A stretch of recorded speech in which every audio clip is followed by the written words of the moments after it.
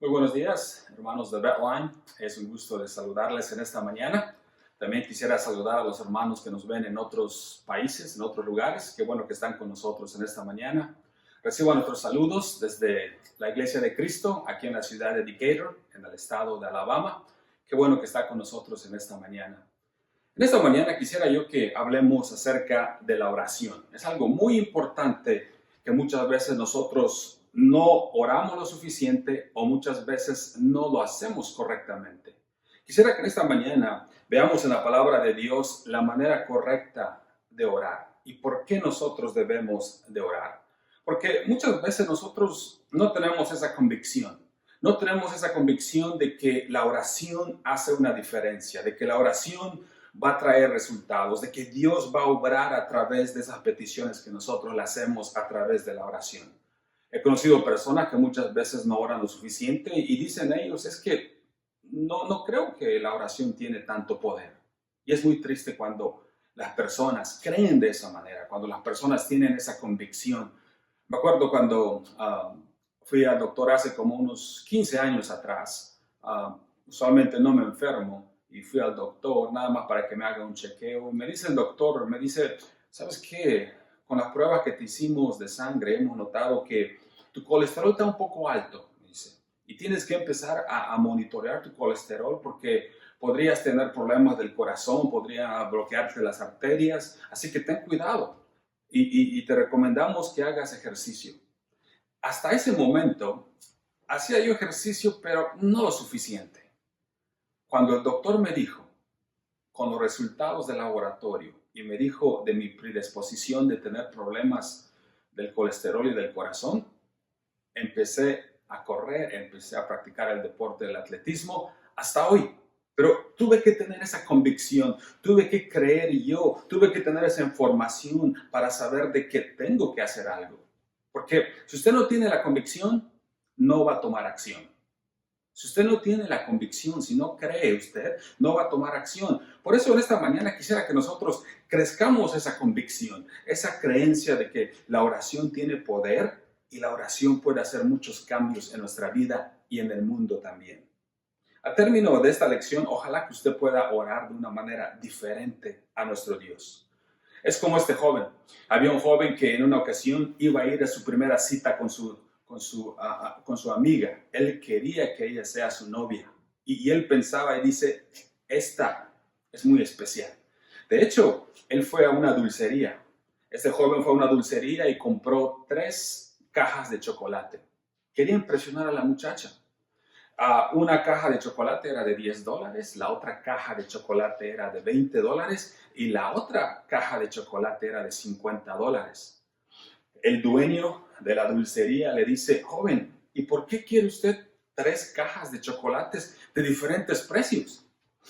Le dice el joven al dueño, le dice, es que esta muchacha es especial y quiero impresionarla. Cuando yo la lleve a su casa, después de nuestra cita, después que yo la lleve a su casa, si ella me saluda, le voy a dar la caja de chocolate de $10. Si ella me da un abrazo, le voy a dar la caja de chocolate de $20. Si ella me da un beso, le voy a dar la de $50. El muchacho, muy contento, llegó la tarde, fue a buscar a la muchacha a su casa, tocó la puerta y cuando tocó la puerta de la casa de la muchacha, los papás abrieron la puerta. Le dijeron, joven, apenas vamos a cenar, quédese a cenar con nosotros. Y después se van a su cita. Y el muchacho accedió, se sentaron a la mesa y el padre le dice al muchacho, joven, ¿quisiera usted dirigirnos en una oración para dar gracias por los alimentos? Y el joven inclinó el rostro, se puso a orar e hizo una oración apasionada, llena de sentimientos, con una valentía, con una entrega, agradeciendo a Dios por muchas cosas. Cuando terminó de orar, la muchacha le dice, oye, no sabía que eras tan espiritual. Y el joven le dice, oye, yo no sabía que tu papá era el dueño de la dulcería. Cuando usted tiene una motivación, cuando usted tiene planes grandes, usted va a aprender a orar oraciones grandes. Y déjeme decirle una cosa, nosotros queremos las bendiciones de Dios de una manera muy grande. Debemos de orarle a ese Dios que es muy grande, muy poderoso, que está sentado en su trono. Por eso cuando Jesús estaba orando en una ocasión, sus discípulos vienen y le dicen a Jesús, Señor, enséñanos a orar. Y esto es lo que le dice Jesús. En Mateo 6, 9 al 10, Jesús les dice, vosotros pues oraréis así. Padre nuestro que estás en los cielos, santificado sea tu nombre. Venga tu reino. Hágase tu voluntad, como en el cielo, así también en la tierra. Esto es el principio de cómo Jesús les dice, así deben de orar. La segunda parte dice, después ustedes piden, danos el pan de cada día, dice los siguientes versículos, y sigan haciendo peticiones para ustedes. Pero al principio, lo primero que nosotros debemos de hacer, dice Jesús, es pedir que venga tu reino y que se haga tu voluntad. Es lo primero que debemos pedirle a Dios, que se haga su reino, porque muchas veces, ¿cómo aprendemos a orar nosotros? Primeramente, cuando muchas veces nosotros oramos, ¿sabe qué hacemos? Pedimos por nuestro reino. Señor, dame, Señor, quítame problemas y dame bendiciones. Y es lo que decimos. Aprendemos a orar de esa manera. Pero el Señor dice, no, aprendan ustedes a pedir por el reino de Él, por el reino de Dios, que se haga su voluntad. Así que cuando nosotros vamos a leer la escritura, las siguientes escrituras que vamos a leer nosotros en un momento, vamos a mirar que Dios quiere realizar su voluntad, pero quiere que nosotros le pidamos. Dios quiere hacer su voluntad, quiere hacer su soberana voluntad, pero Él en su soberana voluntad nos dice, quisiera que ustedes me pidan a través de la oración. Así que es lo que quisiera que nosotros veamos en las siguientes escrituras. Cuando nosotros pensamos muchas veces en cuanto a la voluntad de Dios, pensamos que Dios lo que dijo lo va a llevar a cabo. Pero vamos a ver nosotros de que Dios, el Dios omnipotente, quiere que nosotros participemos y nos invita a que la voluntad de Él se lleve a cabo junto con nuestras peticiones. Y muchas veces Dios tiene un plan y quiere algo de nosotros, pero nosotros no le pedimos, nosotros no oramos lo suficiente, no oramos con esa vehemencia, con ese sentimiento, con esa valentía. Dios dice, participen conmigo, les invito. Qué honor que el Rey nos invite para que su voluntad se lleve a cabo. Cuando leemos nosotros escrituras como 2 de Pedro 3:9, escuchemos cuál es la voluntad de Dios. 2 de Pedro 3:9.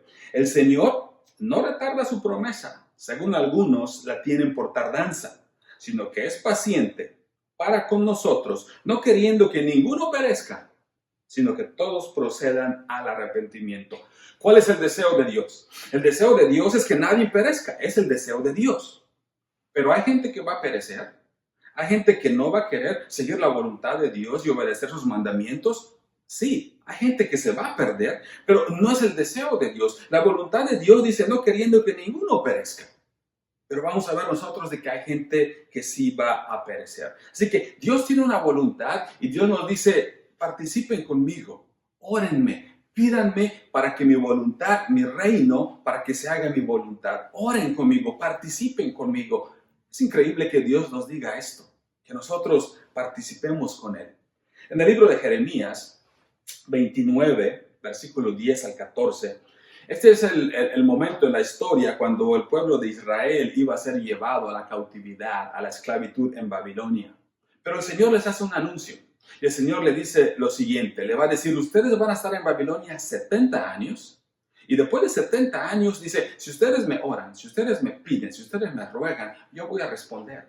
Dice allá en Jeremías 29, 10 al 14, porque así dijo Jehová, cuando en Babilonia se cumplan los 70 años, y yo os visitare y despertare sobre vosotros mi buena palabra, para haceros volver a este lugar, entonces me invocaréis, vendréis y oraréis a mí, y yo os oiré. Me buscaréis y me hallaréis, porque me buscáis de todo vuestro corazón. Y seré hallado por vosotros, dice Jehová, y haré volver vuestras cautividad, os reuniré a todas las naciones de todos los lugares a donde os arrojé, dice Jehová, y os haré volver al lugar de donde os hice llevar. ¿Cuál es la voluntad de Dios? Dios anuncia y Él dice, van a ser llevados por 70 años. Y después ustedes, cuando llegue el tiempo, me van a orar y después yo les voy a oír. Vamos a ver qué es lo que hace Daniel. Nos vamos al futuro. Después que leímos Jeremías, pasan los 70 años y viene el libro de Daniel. Y Daniel, cuando está viviendo en ese tiempo, que se cumplen los 70 años, hace lo siguiente. En este momento, el imperio babilónico ha caído. Ya no son ellos esclavos de los babilonios, ahora son esclavos ellos de los medapersas. Los medopersas derrotaron a los babilonios y ahora son los reyes del imperio. Así que durante ese tiempo vivía Daniel. Dice lo siguiente en Daniel 9, versículo 1 y 2. En el año primero de Darío, hijo de Asuero, de la nación de los Medos, que vino a ser rey sobre el reino de los caldeos, en el año primero de su reinado, yo, Daniel, miré atentamente en los libros el número de los años que habló Jehová al profeta Jeremías, que habían de cumplirse las desolaciones de Jerusalén en 70 años. Daniel dice, abrí la palabra de Dios, entendí las escrituras, que después de 70 años se iba a cumplir nuestro castigo. Así que, ¿qué hace Daniel? ¿Cuál es su respuesta a Daniel? ¿Acaso Daniel dice, ok, Dios dijo y su voluntad es esa? No voy a participar de la voluntad de Dios, no le voy a pedir nada, simplemente Dios dijo que después de 70 años y se acuesta Daniel en su hamaca esperando a que sean liberados. No, no es lo que vamos a ver. La voluntad de Dios es que después de 70 años ellos regresen. Vea lo que hace Daniel, dice en Daniel 9:3. Y volví mi rostro a Dios el Señor, buscándole en oración y ruego, en ayuno y cilicio y ceniza. Daniel no va y se acuesta a descansar simplemente porque la voluntad de Dios es de que el pueblo de Israel regrese. No, Daniel participa, Daniel implora, Daniel ruega a Dios. Señor, tú prometiste esto. Señor, que se haga tu voluntad, que venga tu reino. Señor, bendícenos como tú quieres bendecirnos. Y el Señor los bendice. Cuando Dios hace promesas a nosotros, Dios quiere que nosotros nos animemos a orar. No quiere desanimarnos, sino que quiere animarnos. Es el propósito de la oración. El propósito de la oración es que nosotros participemos en el plan de Dios, en la voluntad de Dios, no en nuestro reino y que seamos egoístas y que solamente pidamos para nuestro reino. No, como dijo Jesús, que primeramente pidamos por el reino de Dios. Y Daniel ora al Señor y le ruega en oración y dice, Señor, que se haga tu voluntad como tú dijiste, y participa. Y el pueblo de Israel es llevado de regreso otra vez, como Dios había pedido. Así que vemos que Dios quiere que nosotros participemos. Daniel participó del plan de Dios a través de la oración. En el caso de Elías, si nosotros vamos en el ejemplo de Elías, Elías había anunciado al rey Acab y le dice al rey Acab, Dios ha anunciado y ha dicho que va a llover, porque había pasado tiempo que no había llovido, era un castigo de Dios, y el Señor le dice, anda y dile al rey Acab que ahora sí va a llover, ahora sí va a caer agua del cielo. Y esto es lo que dice en Primera de Reyes 18:1. Pasados muchos días vino palabra de Jehová a Elías en el tercer año diciendo, ve, muéstrate a Acab y yo haré llover sobre la faz de la tierra. Ok, profeta Elías, anda, dile a Acab que va a llover, es lo que Dios ha dicho. ¿Qué hace Elías? Elías escucha la promesa de Dios que va a llover. Elías va y se va a su casa de campo y va a descansar porque ya estuvo. No. Elías dice, Dios quiere que nosotros participemos en la promesa de Dios, en lo que Dios quiere para nosotros, en que es algo bueno. Dios quiere bendecirnos, Dios quiere ayudarnos, pero tenemos que orarle, tenemos que creer y tener esa convicción. Elías dice, ya lo dijo el Señor, y no se fue a descansar. Elías oró 7 veces para que esto suceda. Dice en Primera de Reyes 18, 42 al 45, Acab subió a comer y a beber, Elías subió a la cumbre del Carmelo y postrándose en tierra puso su rostro entre las rodillas y dijo a su criado, sube ahora, mira hacia el mar. Y él subió, miró y dijo, no hay nada. Así que se puso a orar Elías la primera vez. Le dice a su siervo, ve, checa si ya está nublado. viene el siervo y dice, nada, no hay nada todavía. Dice, y él le volvió a decir, vuélvete 7 veces. Así que 7 veces se pone a orar Elías. El siervo va, mira, vuelve otra vez, le dice a Elías, nada. 7 veces hicieron lo mismo, hasta que, dice el versículo 44, a la 7ª vez dijo el siervo, yo veo una pequeña nube como la palma de la mano de un hombre que sube del mar. Y él le dijo, ve, di a Acab, unge tu carro, desciende, porque la lluvia no te ataje. Y aconteció estando en esto que los cielos se oscurecieron con nubes y viento, y hubo una gran lluvia. Y subiendo Acab, vino a Jezreel. ¿Por qué se puso a orar Elías? ¿Acaso no era un hecho? Ya lo anunció Elías, recibió palabra de Dios. Pero Dios quiere que nosotros participemos en su obra. Como le dije a ustedes, es un honor de que Dios le pida a nosotros, humanos imperfectos, ora sin cesar, nos dice la palabra de Dios. Ora sin cesar. ¿Por qué no lo dice? Porque Dios quiere que nosotros tengamos parte en su reino, en su voluntad, en sus bendiciones. Y muchas veces nos olvidamos nosotros porque no tenemos esa convicción. No oramos lo suficiente y no oramos de la manera correcta. Porque muchas veces empezamos a pedir por nuestro reino, no por su reino. Aprendamos a orar por el reino de Dios, que su voluntad se lleve a cabo. Y después pidamos por nuestras necesidades. Pero primero, buscar el reino de Dios y su justicia. Así que Dios escoge soberanamente, escoge el llevar a cabo su voluntad a través de nuestras peticiones. Quiere que nosotros participemos en esta gran bendición que quiere darnos, pero quiere que nosotros le pidamos. Muchas veces ha leído usted libros. La otra vez estaba viendo un libro que decía el título, Los secretos para una oración efectiva. Creo que decía el título. Los secretos para una oración efectiva. Si usted se pone a pensar un poquito acerca de ese título, un poco controversial, porque si usted se pone a pensar realmente, dice, es como si Dios estuviera muy ocupado. Y si usted conoce ciertos secretos, si usted conoce ciertas cosas que le van a enseñar en ese libro, es como que usted va a pasar y va a estar escondido y de repente usted a través de muchas maneras, a través de esos secretos que va a descifrar, ¡boom!, llega usted al trono de Dios y dice, finalmente, Señor, aquí estoy, he llegado, pero qué difícil fue. Dios no es así. Dios nos dice simplemente, órame, participa conmigo, entiende que pide por mi reino, que se haga mi voluntad. Busca primero el reino de Dios y su justicia, después todo lo demás os será añadido. Busca primeramente el reino de Dios, busca su voluntad. Es lo que debemos de hacer. Cuando oremos, hermanos, hermanas, busquemos la voluntad de Dios, que su voluntad se llegue a cabo. Después pidamos por las necesidades también, pero oremos creyéndolo. Así como lo hizo Daniel, así como lo hizo Elías, orando al Señor, participando de su voluntad.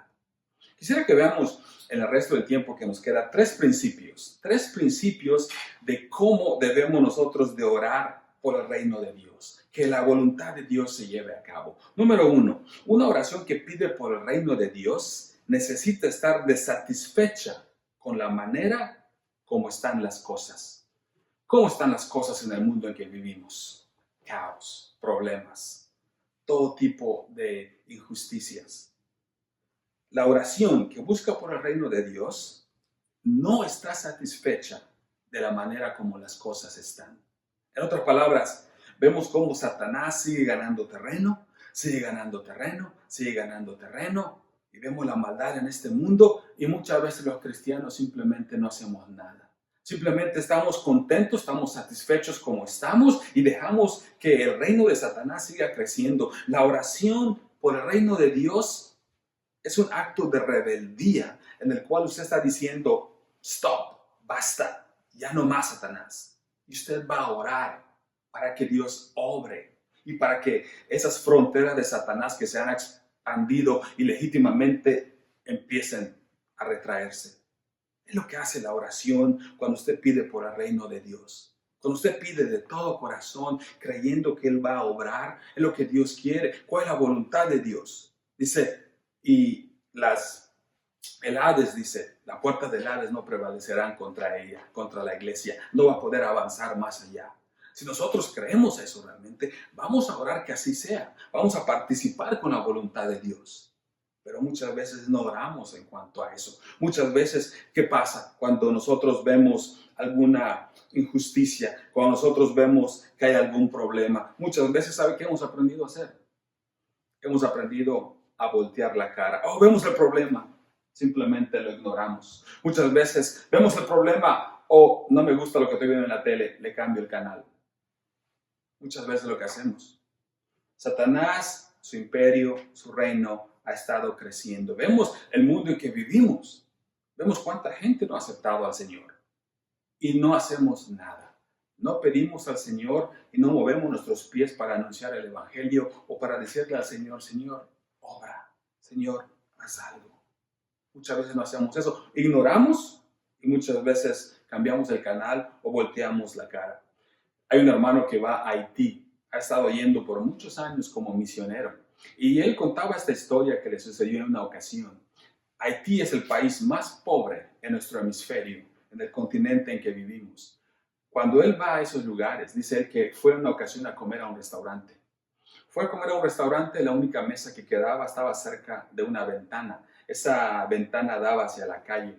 Dice que el mesero vino, le tomó su orden y después de cierto tiempo le trajeron su comida, le trajeron su plato. Y dice que él estaba a punto de empezar a comer cuando niños de la calle vinieron a la ventana, pusieron sus caritas para ver lo que él estaba comiendo y se sintió él mal, se sintió él incómodo.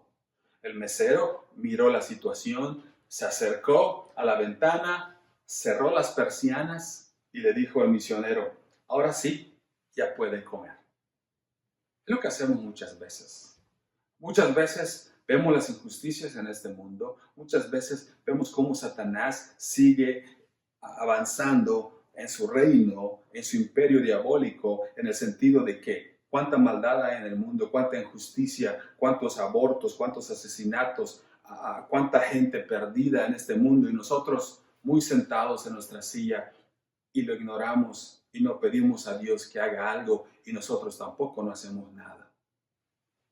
La oración que pide por el reino de Dios es un acto de rebeldía que nos dice, Señor, esto no es correcto. Señor, yo sé lo que tú quieres. Señor, dame ese corazón que tú tienes para la humanidad, para los perdidos. Quiero tener ese mismo corazón. Pon ese tipo de corazón en mí para que yo sienta lo mismo. ¿Sabe qué hizo Nehemías? Usted ha escuchado la historia de Nehemías. Nehemías estaba sirviendo en la corte del rey y le llegó la noticia de los que estaban regresando a Jerusalén. Y esto es lo que él hizo. De esta manera reaccionó cuando él escuchó las noticias. Dice en Nehemías 1, 3 al 4.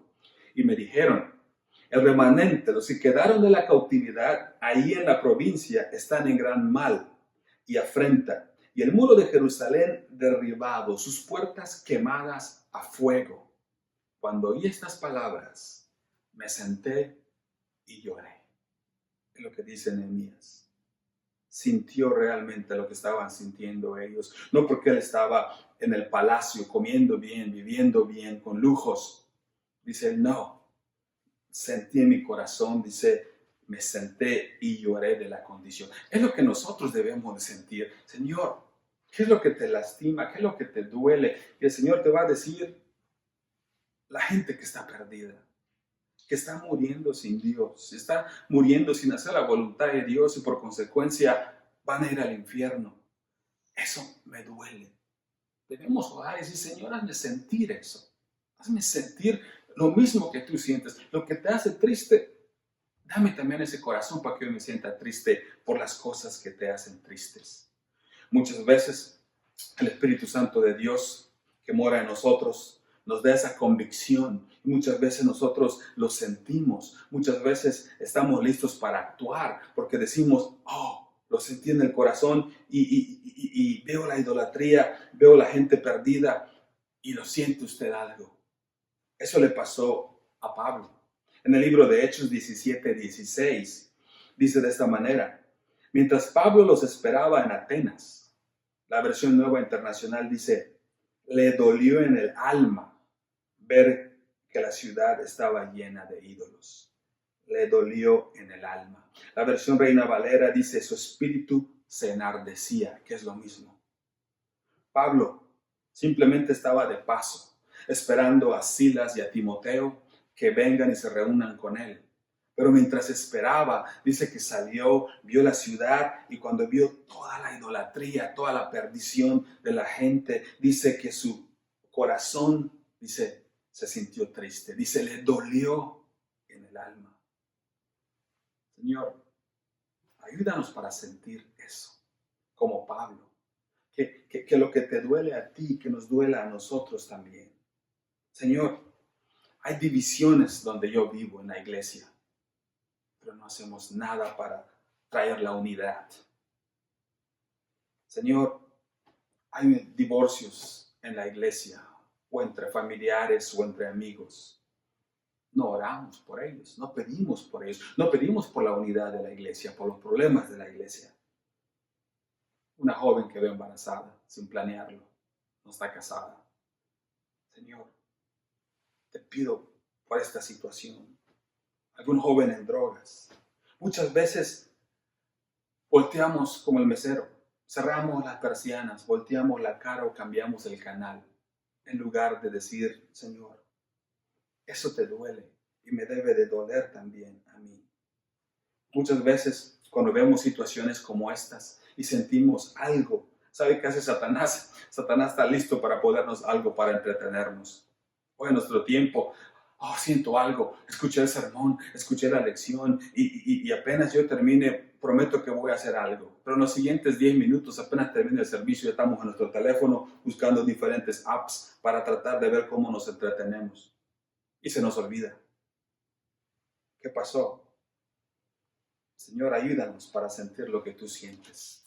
Debemos nosotros de orar por eso, que el Señor nos ayude a sentir lo que Él siente.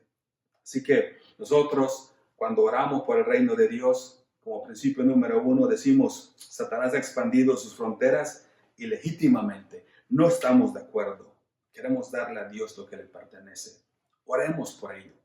El acto de rebeldía de los que creen en el reino de Dios y piden por la voluntad de Dios en oración, es un acto de rebeldía cuando oramos y decimos, Satanás, hasta aquí. Y oramos que eso pare, que esa situación pare. Número 2. Principio número 2. Una oración que pide por el reino de Dios necesita un balance de lo que pedimos y lo que hacemos.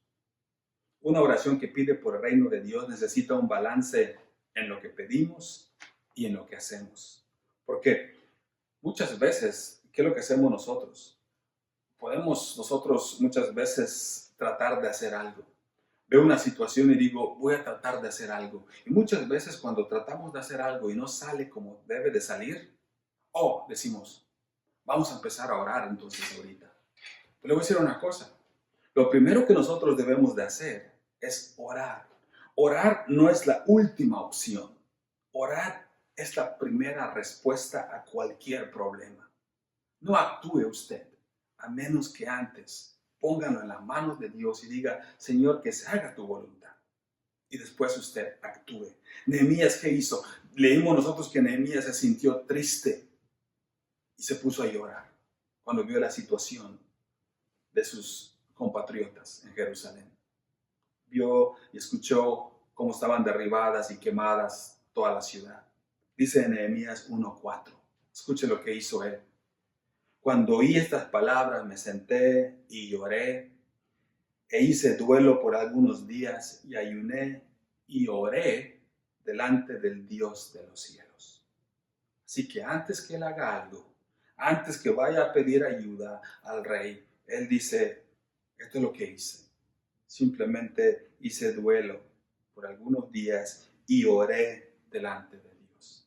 Así que estuvo orando por varios días Nehemías cuando vio la situación. Es lo que nosotros debemos de hacer. Muchas veces actuamos sin dejárselo en las manos de Dios.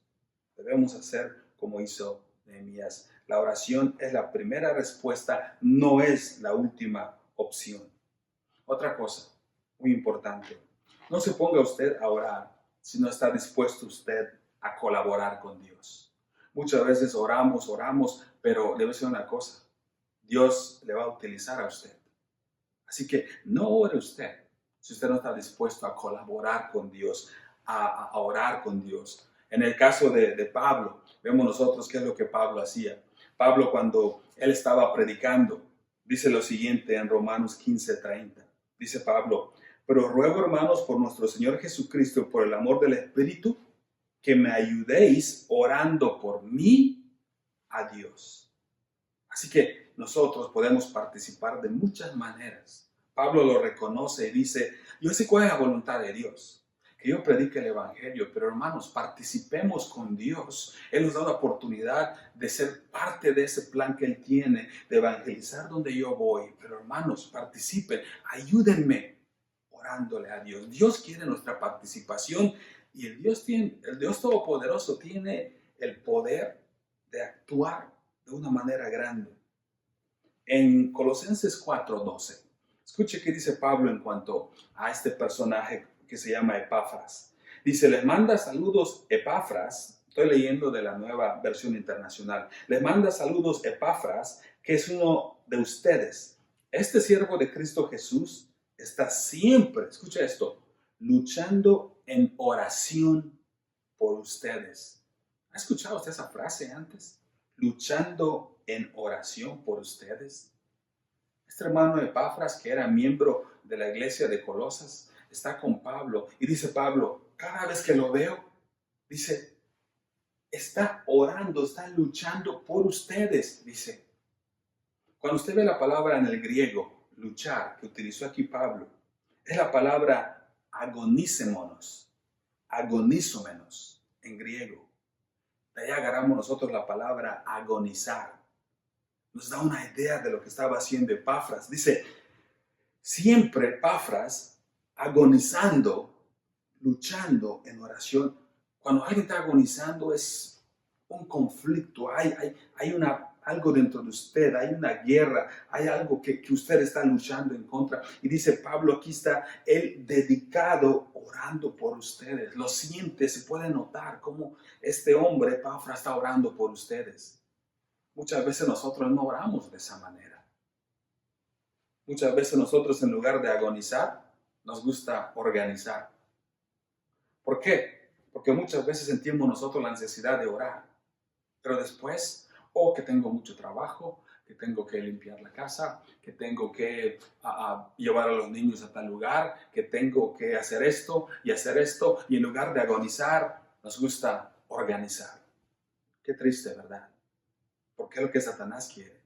Satanás reconoce el poder de la oración y quiere desanimarnos, quiere que nosotros nos ocupemos en otras cosas. Recordemos nosotros, cuando nosotros leemos la palabra de Dios, dice que no tenemos lucha contra sangre ni carne, tenemos lucha contra algo espiritual y nuestras armas deben de ser espirituales. Y la oración es un arma espiritual que Dios nos ha dado. Piense usted, cuando usted quiere muchas veces convertir a una persona o animar a una persona que venga a la iglesia, usted puede darle una Biblia a la persona, pero usted no puede forzarlo a leerla. Usted puede darle un DVD, pero no puede usted forzar a la persona a mirar el DVD. Puede usted invitar a una persona que venga a la iglesia, pero no puede forzarlo a que venga a la iglesia. Pero una cosa puede usted hacer: orar por esa situación, por esa persona, y que Dios obre en esa persona. Y Dios lo va a hacer. Así que tenemos un arma que es la oración. Tenemos un arma que Satanás no tiene defensas. No hay defensas ante la oración. Satanás no puede. Es un arma espiritual. Y nuestras oraciones siempre llegan al blanco. Siempre le dan al blanco. Punto número 3. Principio número 3. Una oración que pide por el reino de Dios cree que el rey va a hacer acto de presencia. Cuando nosotros oramos, tenemos esa convicción que Dios va a obrar, que el rey va a hacer acto de presencia. Muchas veces nosotros, cuando leemos la Biblia, leemos y vemos a un Dios muy activo en el Antiguo Testamento y decimos, Dios estuvo activo en el Antiguo Testamento, en el pasado. Pero después nosotros decimos, hoy también vemos que va a estar activo en el futuro cuando traiga el juicio y vayamos al cielo. Pero decimos, pero ahora no sé si esté muy activo. Muchas veces tenemos ese error de creer de esa manera. Muchos creen que Dios hizo el mundo, se sentó en su silla y ahí está esperando a que llegue el día del juicio, y cuando llegue el día del juicio, ¡boom!, se acabó todo y ya estuvo. Así que hizo el mundo hasta el día del juicio y ya no está actuando. No está correcto.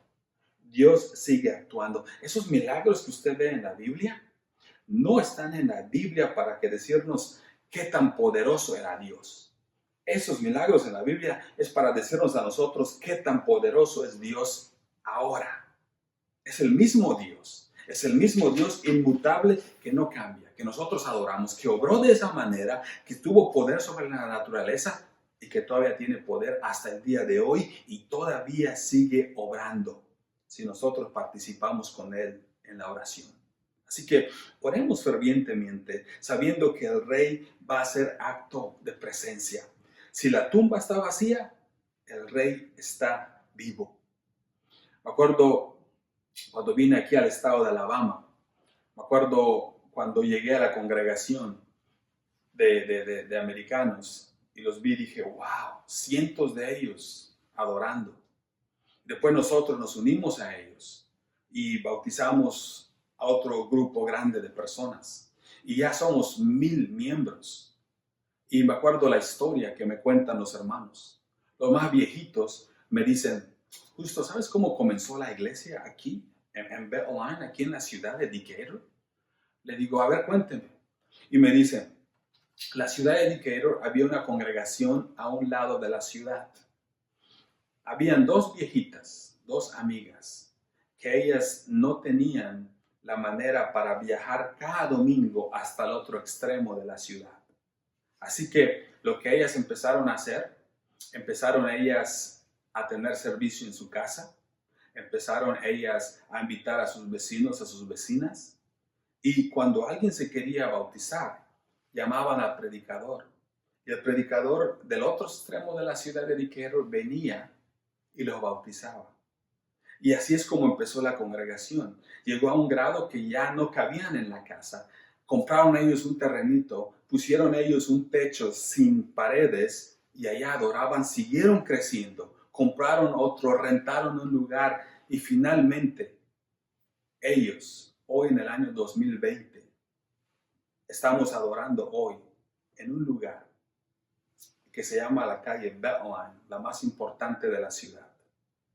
El edificio tiene como terreno una manzana de tamaño.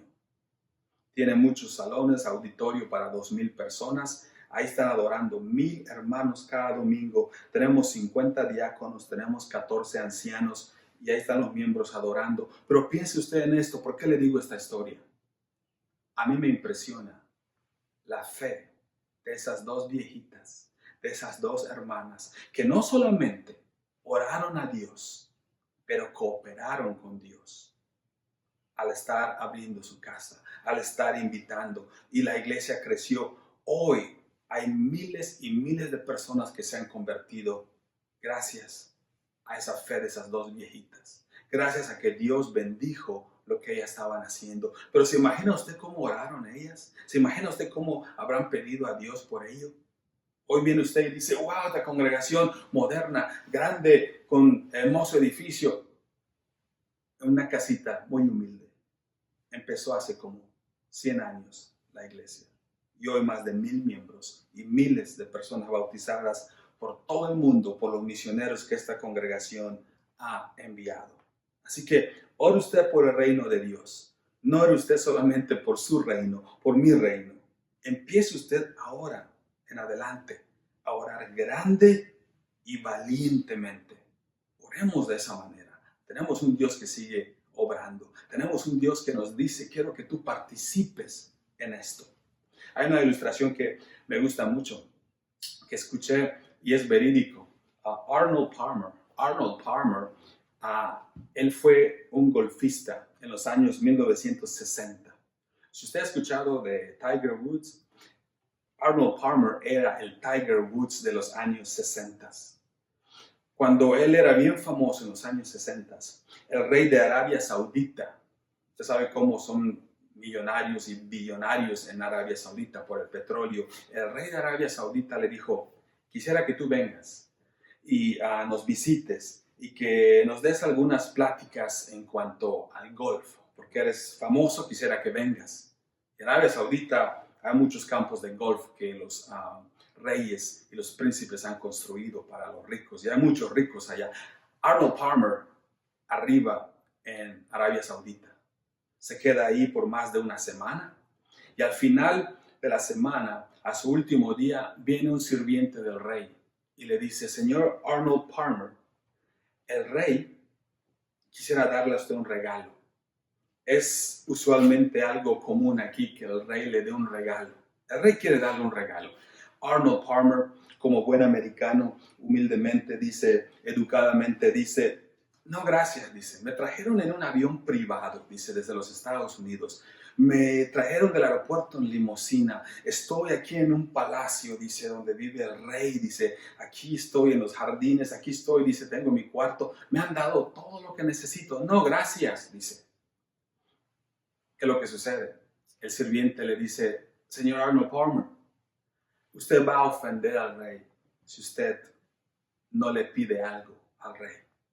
Se pone a pensar Arnold Palmer, ¿qué le pido? ¿Qué le pido? Dice, ok. Dice, dile que me regale un palo de golf, dice. Lo primero que se le viene a la mente. En inglés, tengo aquí uno. Este es un palo de golf. En inglés se dice golf club. Golf club. Pero ¿sabe qué también quiere decir esta palabra golf club? No solamente es el palo de golf, pero también es un campo de golf. Dependiendo del contexto como usted lo utilice, golf club y el campo de golf también es golf club. Así que Arnold Palmer no sabía que él estaba pidiendo un golf club. Él simplemente pensó que era un golf club. Algo que pues cuesta tal vez $200, uno de buena calidad, hay hasta de $500, hay hasta de $1,000, pero Arnold Palmer pidió un golf club. Al día siguiente viene el sirviente con las escrituras de un golf club, de un campo de golf, de 300 acres, con todo listo, un club de golf. Arnold Palmer no lo podía creer. Él pidió simplemente un golf club, un palo de golf. Y el rey le regaló un campo de golf. Es lo que el rey pensó que él pidió. Cuando nosotros le pedimos al rey, no pida usted pequeño. Tenemos a un rey que está sentado en su trono. Tenemos a un rey que todo lo puede. Tenemos a un rey que nos dice, hijo, hija, quiero que participes en mi voluntad. Quiero hacer mi voluntad, pero en mi soberana voluntad dejo que tú me pidas. Y a menos que tú me pidas, yo voy a obrar. Así que participemos con el rey. No le pida a usted poco, porque tenemos a un Dios que puede obrar. Tenga usted esa convicción. ¿Qué le vamos a orar al Señor? En estos tiempos que estamos nosotros en cuarentena, en nuestras casas, estamos cuidándonos de este virus. Pídale usted a Dios que este virus se acabe. Que el Señor traiga consolación y traiga una cura para este problema. Pero pídalo usted pidiendo por su reino que su voluntad se haga. Y pídalo usted con esa convicción de que usted sabe que el rey puede hacer cualquier cosa. Pídale grande. Pídale sinceramente a Dios. Si nosotros creemos nuestra historia, ¿cuál es nuestra historia? En resumen, podríamos decir, de la nada Dios formó esta tierra que nosotros vemos, esta hermosa tierra. Después Dios agarró a Abraham, agarró a Sara, que no podían tener hijos. Y después, cuando tenían como 100 años, cuando era imposible, Dios les dio un hijo. Ese hijo se volvió el padre de Israel. Estaban cautivos, Dios los sacó de la esclavitud, abrió el mar, les dio de comer en el desierto, les dio victoria tras victoria y se establece el pueblo de Israel. Se embaraza una jovencita llamada María. De su vientre viene el Salvador del mundo, Jesús. camina sobre esta tierra, le ordena a la tempestad, le ordena a la muerte que regrese a Lázaro, camina sobre el mar, hace que los ciegos vean, hace que los paralíticos caminen. Muere en la cruz un hombre inocente, es sepultado, resucita de entre los muertos y ha ascendido a los cielos. Eso es lo que nosotros creemos. Si usted cree esa historia que yo le he dicho, nuestra historia, usted va a orar grande y valientemente. Ojalá que de ahora en adelante usted ore con esa convicción de que Dios todavía sigue obrando. Y con esa convicción de que Dios le está diciendo, hijo, hija, quiero que participes en mi reino, en mi voluntad que yo quiero llevar a cabo. Dios quiere que ese pariente, que ese amigo que no se ha convertido, ¿es la voluntad de Dios que se convierta? Sí, pero tenemos nosotros que participar con Dios y tenemos que mover nuestros pies para que eso suceda. Si nosotros tenemos cualquier otra oración que nosotros tengamos, cualquier cosa que Dios ha puesto en su corazón que a usted le duela su alma, pida usted a Dios por esa situación. Y tenemos a un Dios que es el Rey, que está sentado en su trono, que nos dice simplemente, pídeme, estoy listo a orar. Pero pidámosle con esa convicción y pidámosle por su voluntad y por su reino. Gracias por su atención en esta mañana, hermanos. Dios les bendiga y nos vemos en la siguiente sesión.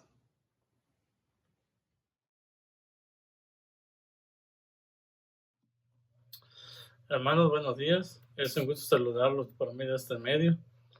Y como cada primer día de la semana tenemos que participar de la Cena del Señor, en este día no es la excepción. Vamos a participar y quiero leerles unas escrituras. Vamos a leer en el libro de Isaías, capítulo 53, versículo 3 al 7. Despreciado y desechado entre los hombres, varón de dolores, experimentado en quebranto, y como que escondimos de él el rostro, fue menospreciado, y no lo estimamos. Ciertamente llevó él nuestras enfermedades, y sufrió nuestros dolores, y nosotros le tuvimos por azotado, por herido de Dios, y abatido. Mas él herido fue por nuestras rebeliones, molido por nuestros pecados. El castigo de nuestra paz fue sobre él, y por su llaga fuimos nosotros curados. Todos nosotros nos descarriamos como ovejas, cada cual se apartó por su camino, mas Jehová cargó en él el pecado de todos nosotros. Angustiado él y afligido, no abrió su boca. Como cordero fue llevado al matadero, y como oveja delante de sus trasquiladores, enmudeció y no abrió su boca. Vamos a orar por el pan, hermanos. Oremos. Amado Padre, gracias le damos en este día, Señor. Primeramente, Señor, por estar celebrando su Santa Cena, Señor. Sabemos, Padre, que su Hijo, Padre, murió en una cruz. Y usted, Padre, le dio esa fortaleza para que Él pudiera soportar todo ese dolor, Señor, ese sufrimiento. Y todo, Padre, por el amor que Él tiene a la humanidad. En este día, Padre, su cuerpo está representado por medio de este pan, el cual le pedimos, Padre, que usted lo bendiga. Se lo pedimos en el nombre de Cristo Jesús. Amén.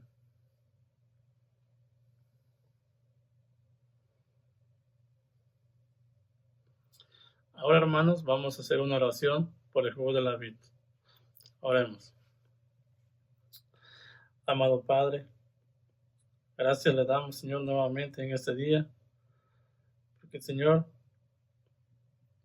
su Hijo murió en una cruz, Padre, en el cual derramó su sangre, Señor, esta sangre preciosa, Padre, la cual está representada al día de hoy por medio de ese jugo de la vid, la cual le pedimos que usted la bendiga, Señor, y que, Padre, usted nos siga ayudando, Señor, dándonos fuerzas para nosotros poder seguir en su camino. Se lo pedimos, Padre, y le damos gracias en el nombre de Cristo Jesús. Amén.